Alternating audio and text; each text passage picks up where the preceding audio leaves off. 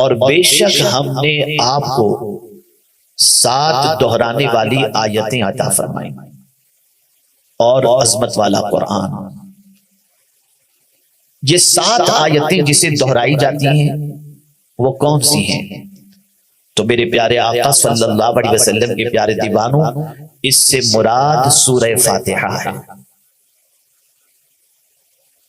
ہر رکعت کے اندر یہ آیت، یہ سورت پڑھی جاتی ہے اور بار بار یہ سورت پڑھی جاتی ہے.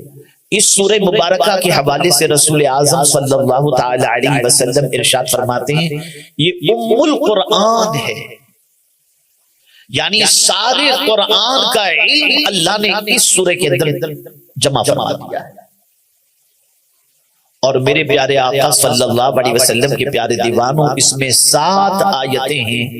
جو شخص سورہ فاتحہ کی 7 آیتوں کی تلاوت کرتا ہے اللہ تعالیٰ جہنم کے 7 دروازے اس پر بند کر دیتا ہے.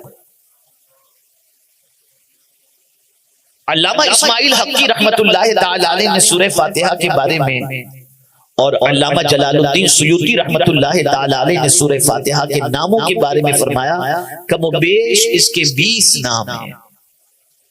یہ سورۃ الشفا بھی ہے، یہ سورۃ الفاتحہ بھی ہے، یہ سورۃ الوافیہ بھی ہے، یہ سورۃ الکافیہ بھی ہے، یہ سورۃ الرقیہ بھی ہے. یہ 7 مثانی ہیں. یہی واحد وہ سورت ہے جو 2 مرتبہ نازل ہوئی، مکہ میں بھی نازل ہوئی اور مدینے میں بھی نازل ہوئی. میرے پیارے آقا صلی اللہ تعالی علیہ وسلم کے پیارے دیوانوں، علامہ اسماعیل حقی رحمت اللہ تعالی علیہ تفسیر روح البیان کے اندر ارشاد فرماتے ہیں اگر کوئی شخص پاک برتن میں پاک پانی سے پاک برتن میں اس سورہ مبارکہ کو لکھے اور اس کے بعد پاک پانی سے اس برتن کو دھوئے اور اس کے بعد اس پانی کو مریض کے چہرے پر لگا دے تو اللہ اسے شفا عطا فرما دے گا. اور فرمایا گیا اگر کوئی شخص چینی کے برتن میں، کانچ کے برتن میں مشک سے سورہ فاتحہ لکھے اور عرق غلاب سے اسے دھوئے اور اس کے بعد وہ پانی کند ذہن بچے کو اگر پلا دیا جائے 7 دن تک تو اس کی یادداشت اتنی اسٹرانگ ہو جائے گی جو ایک بار پڑھے گا اسے یاد ہو جائے گا. میرے پیارے آقا صلی اللہ تعالی علیہ وسلم کے پیارے دیوانوں، آپ اندازہ لگائیں یہ سورہ فاتحہ اللہ نے عطا فرمائی، رسول اعظم صلی اللہ علیہ وسلم کے ذریعے عطا فرمائی، آقا کریم صلی اللہ علیہ وسلم کے صدقے میں عطا فرمائی. میرے پیارے آقا صلی اللہ تعالی علیہ وسلم کے پیارے دیوانوں، سلسلے چشتیہ کے اندر اور تقریباً مشائخ کے یہاں بیماروں کے علاج کے لیے سورہ فاتحہ کو بہت عظیم کہا گیا ہے اور اس کے ذریعے علاج کے مختلف طریقے بتائے گئے ہیں. آئیے میں سورہ فاتحہ کی فضیلت کے حوالے سے کچھ عرض کرنے کی بجائے میں آج اس کی پہلی آیت کے بارے میں کچھ باتیں سمجھانا چاہتا ہوں تاکہ تعلق باللہ مضبوط ہو جائے، اللہ سے رشتہ مضبوط ہو جائے، اللہ کی محبت دل میں پیدا ہو جائے. اللہ عز و جل نے اپنے محبوب صلی اللہ علیہ وسلم کو یہ 7 آیتوں والی سورت، یہ دہرائی جانے والی آیتوں والی سورت جو اللہ نے عطا فرمائی ہے، اس کی پہلی آیت پر دیکھیں، غور کریں. اللہ عز و جل نے فرمایا الحمدللہ رب العالمین. یہ سورہ فاتحہ کی پہلی آیت ہے. اللہ اکبر. تمام خوبیوں کا مالک کون ہے؟ تمام تعریف کا مالک کون ہے؟ اللہ عز و جل جو سارے جہاں کا مالک ہے. تمام تعریفیں اس اللہ کے لیے، اس رب کے لیے جو سارے جہاں کا مالک ہے. میرے پیارے آقا صلی اللہ تعالی علیہ وسلم کے پیارے دیوانوں، آقا کریم صلی اللہ علیہ وسلم ارشاد فرماتے ہیں افضل الذکر لا الہ الا اللہ وافضل الدعاء الحمدللہ. آقا کریم صلی اللہ علیہ وسلم فرماتے ہیں سب سے افضل ذکر لا الہ الا اللہ ہے اور سب سے افضل دعا الحمدللہ. اب اگر کوئی شخص کھانے کے بعد الحمدللہ پڑھتا ہے، پانی پینے کے بعد الحمدللہ پڑھتا ہے، نئے لباس سے بہتر کرنے کے بعد الحمدللہ پڑھتا ہے، صبح اٹھنے کے بعد الحمدللہ پڑھتا ہے، تو حضور صلی اللہ علیہ وسلم فرماتے ہیں اللہ عز و جل کو نعمت دے کر جتنی خوشی نہیں ہوتی اتنی بندے کا الحمدللہ کہنے پر میرے مولا خوش ہو جاتا ہے. میرے مولا کے نزدیک بندے کا الحمدللہ کہنا یہ بہت محبوب ہے, بہت پسندیدہ ہے. اب حمد اور شکر ان دونوں چیزوں کو تھوڑی سی سمجھنے کی کوشش کریں. حمد کہتے ہیں کسی کی ذاتی خوبیوں کی بنیاد پر اس کی تعریف کی جائے, اسے کہتے ہیں حمد. اور کسی کے احسانات کے بدلے میں اس کی تعریف کی جائے اسے کہتے ہیں شکر. ذاتی خوبیوں کی بنیاد پر تو میرے رب کی جو ذات ہے اس میں جتنی بھی خوبیاں ہیں وہ کسی کی دی ہوئی نہیں. میرے مولا کے پاس ساری خوبیاں خود اپنی ہی ہیں اور وہ ذات وحدہ لا شریک ہے. اب میرے پیارے آقا صلی اللہ تعالی علیہ وسلم کے پیارے دیوانوں سمجھنے کی کوشش کریں. الحمدللہ بظاہر یہ ایک چھوٹا سا جملہ نظر آتا ہے لیکن اس کی معنویت کو سمجھنا ہے, اس کے مقام اور مرتبے کو سمجھنا ہے. تو آئیے حضرت آدم علیہ الصلوۃ والتسلیم کی طرف ہم چلتے ہیں. اللہ اکبر. حضرت آدم علیہ السلام کے جسد خاکی میں جب روح پھونکی گئی اور اس کے بعد آپ کو چھینک آئی تو آپ نے اپنی زبان سے کہا الحمدللہ. میرے مولا کو یہ کہنا اتنا پسند آیا کہ سورہ فاتحہ کی ابتدا اسی حضرت آدم علیہ السلام کے جملے سے فرما دی اور الحمدللہ. اب بندہ جب کوئی الحمدللہ کہتا ہے, الحمدللہ رب العالمین کہتا ہے تو میرے مولا کی رحمت کو جوش آتا ہے اور اس تعریف کرنے والے بندے کو اللہ تعالیٰ مزید نعمتوں سے مالا مال فرما دیتا ہے. الحمدللہ. یہاں تک فرمایا گیا کسی نعمت کے ملنے پر اگر کوئی بندہ ایک بار الحمدللہ کہے اسے ثواب ملتا ہے, 2 بار کہے تو ثواب ملتا ہے, اور تیسری بار اسی ایک نعمت کے ملنے پر الحمدللہ کہے تو اللہ اس کے گناہوں کو معاف فرما دیتا ہے. یہی الحمدللہ. یہ کس کے صدقے میں یہ صورت ملی؟ حضور کے صدقے میں, سرکار صلی اللہ علیہ وسلم کے صدقے میں. اب الحمدللہ تمام خوبیاں اللہ کے لیے. اللہ معبود برحق جس کی بندگی کی جائے, جو ہمارا معبود ہے, جو ہمارا معبود برحق ہے, اسی کی بندگی اسی کی عبادت ہمیں کرنی ہے اور ہم کرتے ہیں. لیکن وہ معبود ہے, اس کی دلیل کیا ہے؟ اسی کو قرآن نے کھولا الحمدللہ رب العالمین, سارے جہان کا پالنے والا. تو جو سارے جہان کا پالنے والا ہے وہ وہی ہے جس کی عبادت کی جائے, وہی معبود برحق ہے. رب کہتے ہیں پالنے والے کو. رب کا معنی ہوتا ہے مالک, رب کے معنی ہوتا ہے سید, رب کے معنی ہوتا ہے حاکم, رب کے معنی ہوتا ہے. تمام مفسرین نے رب کا معنی پالنے والا, پرورش کرنے والا فرمایا. اور میرے پیارے آقا صلی اللہ علیہ وسلم کے پیارے دیوانوں مفسرین نے یہاں تک بھی فرمایا بتدریج کسی کو کمال تک پہنچانا وہ رب ہوتا ہے, اس کو رب کہتے ہیں. بتدریج کسی کو کمال تک پہنچا دیا.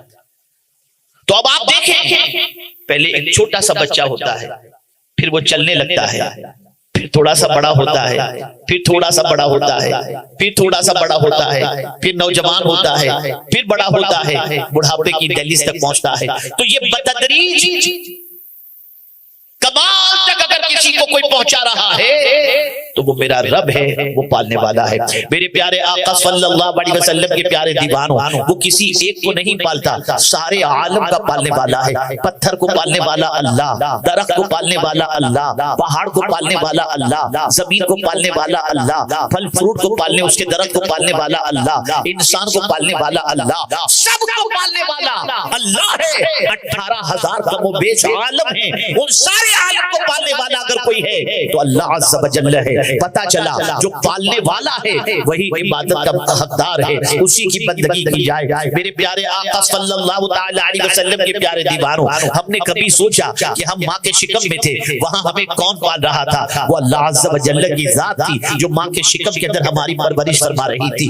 آج ہمیں کون پال رہا ہے؟ اللہ رب العزت جل جلالہ پال رہا ہے. میرے پیارے آقا صلی اللہ تعالی علیہ وسلم کے پیارے دیوانوں آپ ذرا سوچو پالنے والی والی ذات اللہ کی ہے، وہ ہمیں ہماری پرورش فرما رہا ہے، ہمیں جو ہے کمال تک لے جا رہا ہے، چلنے کا ڈھنگ اس نے عطا فرمایا، پیر میں قوت اس نے عطا فرمائی، یادداشت اس نے عطا فرمائی، رزق اس نے عطا فرمایا۔ اور میرے پیارے آقا صلی اللہ علیہ وسلم کے پیارے دیوانوں، پورے بدن میں قوت اگر کسی نے عطا فرمائی ہے تو وہ اللہ رب العزت جل جلالہ نے۔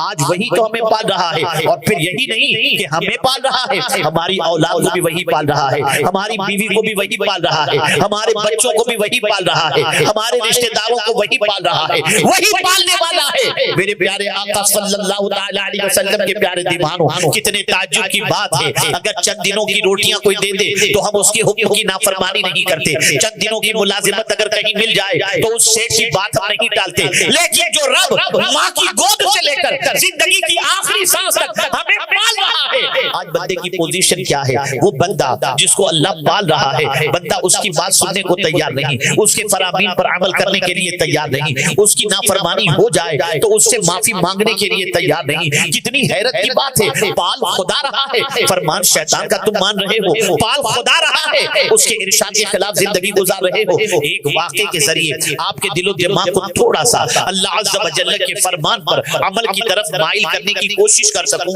اللہ اکبر، اس واقعے کے ذریعے اگر آپ کا دل و دماغ پرفیکٹ ہو جائے اور سوچ درست ہو جائے تو میں یقین کے ساتھ کہہ سکتا ہوں کہ انشاءاللہ آج کے بعد یہاں سے اٹھیں گے تو جیسے ہی کہیں سے اللہ کا حکم آپ کے کانوں سے ٹکرائے گا آپ اس پر عمل کرنے کی کوشش کریں گے۔ دیکھیے نا، مولانا روم رحمت اللہ تعالی علیہ فرماتے ہیں کہ سلطان محمود ان کا غلام تھا ایاز، کوئی خاص پڑھا لکھا نہیں تھا وہ، لیکن محمود انہیں بہت چاہتے تھے اور ایاز اپنے مالک کی بڑی وفاداری کا مظاہرہ کرتے، لیکن معاشرین جو تھے، دربار کے جو لوگ تھے، ان کے دلوں میں ایاز کے سلسلے میں تھوڑا سا حسد تھا کہ آخر سلطان محمود جو ہے وہ ایاز کو اتنا کیوں چاہتے ہیں۔ ایک مرتبہ توجہ چاہوں گا، سلطان محمود نے ایک قیمتی ہیرا سامنے رکھا اور اپنے جتنے خدام تھے ان سے فرمایا اس ہیرے کو توڑو۔ ایک ایک کر کے آتے گئے اور سب نے معذرت چاہی اور سب نے کہا کہ حضور یہ اتنا قیمتی ہیرا ہم کیسے توڑ سکتے ہیں۔ سب آتے گئے، معذرت چاہ کر کے چلے جاتے رہے، لیکن جب ایاز کی باری آئی تو ایاز نے ہتھوڑا لیا اور ہیرے کو توڑ دیا۔ قیمتی ہیرا ٹوٹ گیا، چکنا چور ہو گیا۔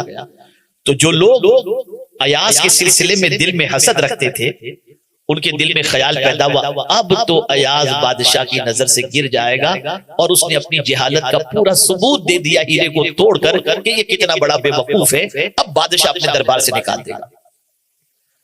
جب سلطان نے دیکھا کہ ایاز نے قیمتی ہیرے کو توڑ دیا ہے تو بلایا ایاز کو، ایاز سب نے تو معذرت چالی، تم نے ہیرا کیوں توڑا؟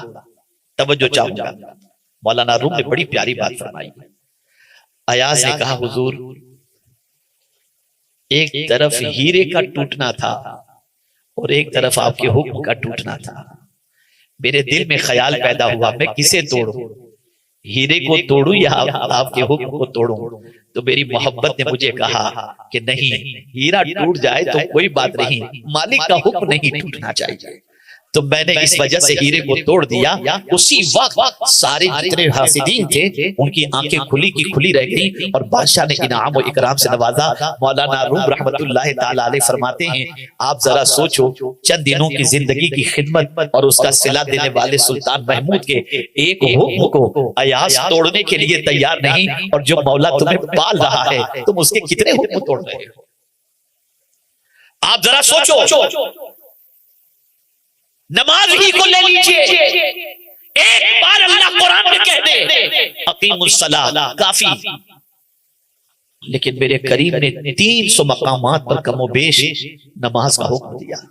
صبح ہوتے ہی نماز کا حکم ٹوٹ رہا ہے، اللہ کی نافرمانی ہو رہی ہے، پالنے والے کی فکر ختم. رب العزت جل جلالہ کے احکام کی پرواہ کرنے کی کوئی فکر نہیں, کوئی پرواہ نہیں کی جا رہی. صبح و شام اللہ کا حکم توڑا جا رہا ہے, صبح و شام اللہ کی نافرمانی کی جا رہی ہے. یہ خیال دل سے نکل گیا کہ ہم اللہ کا حکم اگر توڑیں گے تو اللہ کتنا ناراض ہوگا. مجھے بتاؤ, ماں باپ بھی پالتے ہیں, ماں باپ کو ناراض کرنے والے کے حوالے سے رسول اعظم صلی اللہ علیہ وسلم نے فرمایا, باپ کی خوشی میں اللہ کی خوشی ہے, اور ماں جنت کے ماں کے قدموں کے نیچے اللہ نے جنت رکھ دی ہے. میں آپ سے پوچھنا چاہتا ہوں, ماں باپ کے ساتھ اچھے سلوک کا حکم, ماں باپ کا احترام کرنے کا حکم, ماں باپ کی نافرمانی سے بچنے کا حکم, اور ماں باپ کے احسان اور ماں باپ سے حسن سلوک کا حکم, اور ماں باپ کی خوشی کے اندر اللہ کی خوشی کے حوالے سے ارشادات موجود. میں پوچھنا چاہتا ہوں, اے رسول اعظم صلی اللہ علیہ وسلم کے پیارے دیوانوں, ماں باپ کب تک کیا پالتے ہیں, کتنا پالتے ہیں, کس طرح سے پالتے ہیں؟ تو جب تم کھانے کے لائق ہوئے تمہیں غذا عطا کر دی, جب تم پینے کے لائق ہوئے تمہیں پانی عطا کر دیا. لیکن ماں کے پیٹ کے اندر کون پال رہا ہے؟ تم ماں سے دور ہو تمہیں کون کھلا رہا ہے؟ تم باپ سے دور ہو تمہیں کون کھلا رہا ہے؟ ارے ماں باپ کا انتقال ہو گیا تو تمہاری پرورش کون کر رہا ہے؟ وہ پالن ہارے حقیقی کر رہا ہے, معبود برحق کر رہا ہے, احکم الحاکمین کر رہا ہے. میرے پیارے آقا صلی اللہ تعالی علیہ وسلم کے پیارے دیوانوں, ضرورتی صبر کی ہے. جو ہمیں پال رہا ہے اس کی حکم کی نافرمانی, اس کے حکم کو جو ہے وہ توڑنا نہیں چاہیے, اس کی فرما برداری کرنی چاہیے. میرے پیارے آقا صلی اللہ علیہ وسلم کے پیارے دیوانوں, آپ ذرا دیکھیں نا, حضرت ابراہیم ابن ادہم رحمت اللہ تعالی علیہ اپنے غلام سے پوچھتے ہیں کیا کھاؤ گے؟ غلام جواب میں عرض کرتا ہے جو آپ کھلا دیں. آقا پوچھتے ہیں, حضرت ابراہیم ابن ادہم پوچھتے ہیں کیا پیو گے؟ کہا آقا جو آپ پلا دیں. حضرت ابراہیم ابن ادہم اپنے غلام سے پوچھتے ہیں کیا پہنو گے؟ آقا جو آپ پہنا دیں. مولانا روم رحمت اللہ تعالی علیہ فرماتے ہیں ایک غلام اپنے آقا کے حوالے سے اس طریقے سے خیال رکھتا ہے کہ اپنی مرضی کو اپنے آقا کی مرضی پر قربان کرتے ہوئے کہتا ہے جو آپ کھلاؤ گے وہ کھائیں گے, جو آپ پلاؤ گے وہ پیئیں گے, جو آپ پہناؤ گے وہ پہنیں گے. لیکن اے مسلمان, تعجب کی بات ہے, اللہ عز و جل کی خوشی کا تجھے خیال نہیں, اللہ کی رضا کا تجھے خیال نہیں. اللہ فرماتا ہے نگاہیں نیچی رکھ, تو نگاہوں کو آوارہ کر رہا ہے. اللہ کہہ رہا ہے زمین پر اکڑ کے مت چل, ولا تمشی فی الارض مرحا, تو زمین پر اکڑ کے چل رہا ہے. اللہ فرماتا ہے واجتنبوا قول الزور, جھوٹ سے پرہیز کر, تو جھوٹ بولتا نظر آتا ہے. اللہ ارشاد فرماتا ہے, اللہ اکبر, پروردگار ارشاد فرماتا ہے چھوٹی آپس آواز رکھ, ان الذین یغضون اصواتهم. اسی طریقے سے پروردگار ارشاد فرماتا ہے ان انکر الاصوات لصوت الحمیر. آپ اندازہ لگائیں, قرآن کہتا ہے وقل لعبادی یقولوا التی ہی احسن, قرآن کہتا ہے وقولوا للناس حسنا, قرآن کہتا ہے یا ایھا الذین آمنوا لا یسخر قوم من قوم. آپ اندازہ لگائیں یہ سارے ارشادات اللہ عطا فرما رہا ہے, لیکن بندے کی پوزیشن یہ ہے ایک حکم نہیں توڑتا. ایسا لگتا ہے معاذ اللہ کہ اللہ کا کوئی حکم ایسا اس کی نظر میں ہے ہی نہیں جس پر وہ عمل کرے. بات ساری شیطان کی مان رہا ہے. صبح اٹھتا ہے تو شیطان کے نقش قدم پر, شیطان جو کہہ دے الشیطان یعدکم الفقر ویامرکم بالفحشاء, شیطان برائی کا حکم دیتا ہے اور مسلمان ہے کہ برائی کے راستے پہ جا رہا ہے, بدکرداری کے راستے پہ جا رہا ہے, روزانہ رات کو اپنی نگاہوں کو گندی کر رہا ہے اور اپنے دامن پر گناہوں کے دھبوں میں اضافہ کر رہا ہے. اے رسول اعظم کے دیوانوں, پالنے والی ذات خدا کی ہے, پرورش کرنے والی ذات خدا کی ہے, زندگی دینے والی ذات خدا کی ہے, سب کچھ اللہ عز و جل فرما رہا ہے. لیکن ہم ہیں کہ اپنے رب کے حکم کا کوئی لحاظ نہیں رکھتے, اس کے حکم کی نافرمانی کر کے اپنی دنیا اور آخرت دونوں تباہ و برباد کرتے نظر آ رہے ہیں. میرے پیارے آقا صلی اللہ تعالی علیہ وسلم کے پیارے دیوانوں, رب ہمیں پال رہا ہے, اللہ ہمیں پال رہا ہے, سب کو پال رہا ہے. جب ہمیں وہ پال رہا ہے تو ہماری ذمہ داری بن جاتی ہے کہ اس کی نافرمانی نہ کریں, اس کے ارشاد کے خلاف عمل نہ کریں. جتنی بھی مخلوق ہے ساری مخلوق کو پالنے والی ذات اللہ کی ہے, لیکن کوئی مخلوق ایسی نہیں جو اللہ کی نافرمانی کرتی. میں ایک مثال کے ذریعے سمجھاؤں, سورج کو بھی پالنے والا اللہ, ہر شے کا پیدا کرنے والا اللہ, اللہ خالق کل شے. ایک آدمی کو کتنا کانفیڈنس ہے, کتنا یقین ہے, تقویم بنانے والا, اور آپ ہم سب کی پوزیشن دائمی تقویم پر اتنے بھروسے والی ہے کہ ہم جو دائمی تقویم ہے اس میں اگر غروب سورج غروب ہونے کا وقت 6:15 لکھا ہوا ہے تو ہم رمضان کا ٹائم ٹیبل بناتے ہیں تو وہی وقت مینشن کرتے ہیں.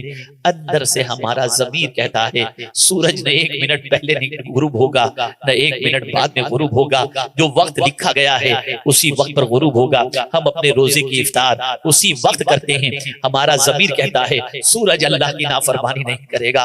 حیرت کی بات ہے وہ سورج جس کو اللہ نے ہمارے لیے پیدا کیا, یاد رکھیں ساری اللہ عز و جل نے زمین و آسمان کے اندر جو کچھ بھی ہے وہ بندوں کے لیے پیدا کیا, لیکن وہ ساری چیزیں جو ہمارے لیے اللہ نے پیدا فرمائی ہیں وہ سب تو اللہ کی بات مان رہی ہیں, لیکن ہمارا حال یہ ہے کہ ہمیں اشرف المخلوقات بنایا لیکن ہم اللہ کی بات ماننے کے لیے تیار نہیں. ہر گناہ سے دامن آلودہ ہوتا جا رہا ہے, ہر نافرمانی کے شکار ہم ہوتے جا رہے ہیں. آج اگر معاشرے کا جائزہ لیا جائے تو العیاذ باللہ گناہوں کے دلدل میں اتنے ڈوب چکے ہیں کہ جس کی کوئی انتہا نہیں. اللہ اکبر. میرے پیارے آقا صلی اللہ علیہ وسلم کے پیارے دیوانوں, ہماری نظریں تو ویسی نہیں جو انسان کو اس اعتبار سے دیکھ سکیں, لیکن حضرت شیخ عبدالعزیز محدث دہلوی رحمت اللہ تعالی علیہ کے یہاں گئی. ایک اللہ والے ان کی نسل سے, ان کے خاندان سے, آپ جانتے ہیں ان کے چہرے کو اللہ نے بڑا بارونق کیا تھا. وہ جہاں سے گزرتے لوگ ان کا دیدار کرتے اور ان کے دیدار سے اپنی آنکھوں کو ٹھنڈک پہنچاتے. آپ نے ایک کام کیا تھا, اپنے گھر کے اندر عبادت کے لیے ایک جگہ بنا لی تھی, آپ وہیں نماز ادا کرتے تھے. پہلے روزانہ مدرسہ اور مسجد جایا کرتے تھے. انسانوں کا ہجوم بڑھا اور انسان دیدار کے لیے جب بہت زیادہ تڑپنے لگے اور پریشان کرنے لگے تو آپ جمعہ جانے لگے.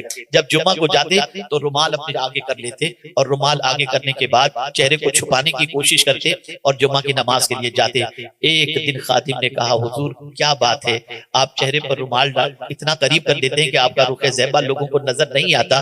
حضور یہ دیوانے آپ کے چہرے کو دیکھنے کے لیے ترستے ہیں, ذرا رومال ہٹا دیا کیجئے تاکہ لوگ آپ کے دیدار سے اپنی آنکھوں کو ٹھنڈک کر لیں. اتنا سننا تھا, جلال میں آئے, نکالا اپنا رومال اور اپنے خادم کے سر پر رکھ دیا. تھوڑی دیر کے بعد خادم بے ہوش ہو کے گر گیا. اٹھتا ہے, ہوش میں آنے کے بعد تو آپ سے عرض کرتا ہے حضور مجھے نہیں معلوم تھا کہ اس رومال کی تاثیر کیا ہے. حضور صحیح کیا آپ نے اپنے چہرے پہ رومال ڈالے جو رکھا ہے. وجہ یہ ہے کہ جب آپ نے میرے سر پر رومال ڈالا تو میں نے دیکھا مجھے انسانوں کی شکل کے اندر جانور نظر آ رہے تھے, کوئی خنزیر نظر آ رہا تھا, کوئی کتا نظر آ رہا تھا. اللہ اکبر. وجہ بیان کر رہے ہیں, وجہ یہ تھی کہ آج انسانوں کی پوزیشن یہ ہو گئی, خنزیر کی عادت بے حیائی والی اس کے اندر آ گئی, کتے کی عادت جو ہرس و طمع والی ہے وہ اس کے اندر آ گئی. اللہ والے انسانوں سے جو دور بھاگتے ہیں اس کی وجہ یہ ہے کہ وہ انسانی شکل کے اندر اپنی خراب عادتوں کی بنیاد پر اور باطن کی خرابی کی بنیاد پر وہ اس شکل میں اللہ والوں کو نظر آتا. اے رسول اعظم صلی اللہ تعالی علیہ وسلم کے دیوانوں, اللہ سے ڈرو, اللہ کی حکم عدولی سے ڈرو, اس پالنہار حقیقی کی فرما برداری کرو, اس کی نافرمانی سے بچو. میرے پیارے آقا صلی اللہ تعالی علیہ وسلم کے پیارے دیوانوں, ایک بات اچھی طریقے سے ذہن کے اندر رکھیں اور دل و دماغ کے اندر محفوظ کر لیں. میرے پیارے آقا صلی اللہ علیہ وسلم کے پیارے دیوانوں, سوائے جن کے اور سوائے انسان کے اللہ کی نافرمانی کوئی کرتا نظر نہیں آتا, وہ بھی سب نہیں الا ماشاءاللہ. لیکن میں آپ کو بتاؤں باقی جتنی بھی مخلوق ہیں وہ سب اللہ کی فرما برداری, یہاں تک کہ شیر بھی اللہ کی فرما برداری کرتا ہے اور بکری بھی اللہ کی فرما برداری کرتی ہے. میں مثال کے ذریعے آپ کو سمجھاؤں تو بات اچھی طرح سے سمجھ میں آ جائے گی. شیر کے سامنے گھاس رکھ دیجئے, شیر نہیں کھائے گا, اور بکری کے سامنے مردار رکھ دیجئے, بکری مردار نہیں کھائے گی. بکری جانتی ہے کہ اس کی خوراک یہ مردار نہیں گھاس ہے, اور شیر جانتا ہے اس کی خوراک گھاس نہیں مردار ہے. اے مسلمان تجھے کیا ہو گیا کہ تو یہ بھی نہیں دیکھتا تیرے لیے اللہ نے کیا حلال فرمایا اور کیا حرام فرمایا. جو جی میں آیا کھا رہا ہے, جو جی میں آیا پی رہا ہے. تجھے اللہ کے حکم کا, اللہ کے فرمان کا, رسول اعظم صلی اللہ علیہ وسلم کے ارشاد کا کوئی خیال نہیں. اے رسول اعظم صلی اللہ علیہ وسلم کے دیوانوں, یہ بات اچھی طرح سے ذہن میں رکھو.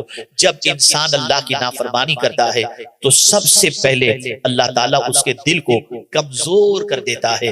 یاد رکھیں اللہ کی نافرمانی سے دل کمزور ہوتا ہے اور اللہ کی فرما برداری سے انسان کا دل مضبوط ہوتا ہے. آج اگر ہم چوہے سے ڈر جاتے ہیں, چھپکلی سے ڈر جاتے ہیں, مچھر سے گھبرا جاتے ہیں, وجہ یہ ہے کہ ہمارا دل کمزور ہو چکا ہے. لیکن اللہ والے شیروں پر سوار ہو کر کے نکلتے تھے, انہیں کوئی کوئی خوف نہیں ہوتا تھا، اس لیے کہ وہ گناہ سے بچے ہوئے تھے۔ مجھے یاد آ رہا ہے افریقہ کے اندر جب اللہ کے رسول صلی اللہ علیہ وسلم ایک صحابی پہنچے، اور پہنچنے کے بعد انہوں نے دعوت دین کا کام انجام دیا اور علاقے کے علاقے آغوش اسلام میں آنے لگے، تو بعد میں یہ طے ہوا کہ اب کیا کرنا چاہیے، کہیں ایسا نہ ہو کہ ہم چلے جائیں اور بعد میں یہ اسلام سے ہاتھ دھو بیٹھیں۔ تو طے ہوا کہ ہم سب نے یہاں کچھ عرصے تک قیام کرنا چاہیے۔ اب صحابہ کی تابعین کی فوج بڑی لمبی تھی، اللہ اکبر کہاں قیام کریں گے؟ تو خیال آیا کمانڈر نے، اس زمانے کے وہ صحابی رسول نے، انہوں نے فوراً فرمایا فلاں جنگل میں ہم قیام کریں گے۔ تو ماتحت والوں نے کہا حضور جنگل میں درندے ہوتے ہیں، کیڑے مکوڑے ہوتے ہیں، اگر کھا جائیں گے تکلیف پہنچائیں گے، اذیت پہنچائیں گے، جنگل میں کیسے رہیں گے؟ اللہ اکبر۔ وہ صحابی رسول فرماتے ہیں تمہیں گھبرانے کی کوئی ضرورت نہیں، ہم رہیں گے تو انشاءاللہ جنگل میں ہی سب کا انتظام وہیں پر ہوگا، اور تم گھبراؤ نہیں، کوئی درندہ تمہیں کچھ نہیں کر سکتا۔ یہ کہتے ہوئے سب نے، جب انہوں نے یہ فرمایا، سب اطاعت کرتے ہوئے ان کے پیچھے پیچھے چل پڑے۔ جنگل کے آنے سے پہلے بلند آواز سے انہوں نے ارشاد فرمایا اے جنگل کے جانوروں، اے جنگل کے حشرات الارض، سب جنگل خالی کر دو، مصطفیٰ کے غلام اس میں رہنا چاہتے ہیں۔ بس اتنا کہنا تھا کہ تھوڑی دیر کے اندر جنگل خالی ہوتا ہوا نظر آ رہا ہے۔ آپ اندازہ لگائیں جب کوئی اللہ کی مانتا ہے تو اللہ کی مخلوق بھی اس کی بات ماننے لگ جاتی ہے۔ آج ہماری اولاد ہماری بات نہیں مانتی، وجہ یہ ہے کہ ہم اللہ کی بات نہیں مانتے۔ ایک جملہ عرض کر کے میں اپنی گفتگو کو ختم کر دوں۔ ہم فجر کی نماز کے لیے اپنے بچوں کو آواز دے کر اٹھائیں تو بچہ نہیں اٹھتا، ہلا کر کے اٹھائیں نہیں اٹھتا، ٹھوکر مار کے اٹھائیں تو نہیں اٹھتا، اللہ اکبر کروٹ لے کے سو جاتا ہے۔ کیا وجہ ہے؟ ہماری ٹھوکروں سے زندہ بچہ ہمارا اٹھتا نہیں دکھائی دیتا، لیکن غوث پاک ٹھوکر مارے تو مردہ زندہ ہو جائے۔ وجہ سب سے بڑی یہ ہے جو قدم اور جو پیر اللہ کی فرما برداری کرتے ہیں، اللہ تعالیٰ ان پیروں میں طاقت و توانائی عطا فرما دیتا ہے۔ مسلمانوں بے چینی اور بے قراری کی وادیوں سے نکلنا ہے تو پالنے والے رب کی فرما برداری کرو، اس رب کے احسان کو یاد کرو، اس رب کے فرمان کو، اس رب کے کرم کو یاد کرو۔ میرے پیارے آقا صلی اللہ علیہ وسلم کے پیارے دیوانوں، جب اس کے کرم کو یاد کرو گے، اس کے احسان کو یاد کرو گے، اس کی کرم نوازیوں کو یاد کرو گے، تو انشاءاللہ تمہارے اندر اطاعت کا جذبہ پیدا ہوگا، جذبہ فرما برداری پیدا ہوگا۔ اللہ کرے کہ ہم اپنے رب کی اطاعت کرتے ہوئے اپنی زندگی کی ساعتوں کو گزاریں۔ میرے پیارے آقا صلی اللہ علیہ وسلم کے پیارے دیوانوں، سورہ فاتحہ کی تلاوت کثرت سے کیا کریں، مریضوں کو پڑھ کر اس سے دم کیا کریں، سورہ فاتحہ کے اسرار و رموز کو سمجھنے کی کوشش کریں، سورہ فاتحہ کے معنی کو سمجھنے کی کوشش کریں۔ سورہ فاتحہ میں اللہ نے بڑی تاثیر رکھی ہے، سورہ فاتحہ کی تفسیر کو پڑھیں۔ اور میرے پیارے آقا صلی اللہ تعالی علیہ وسلم کے پیارے دیوانوں، اللہ رب العزت جل جلالہ کی اطاعت اور اس کے رسول صلی اللہ علیہ وسلم کی اطاعت میں اپنی زندگی گزارنے کی کوشش کریں۔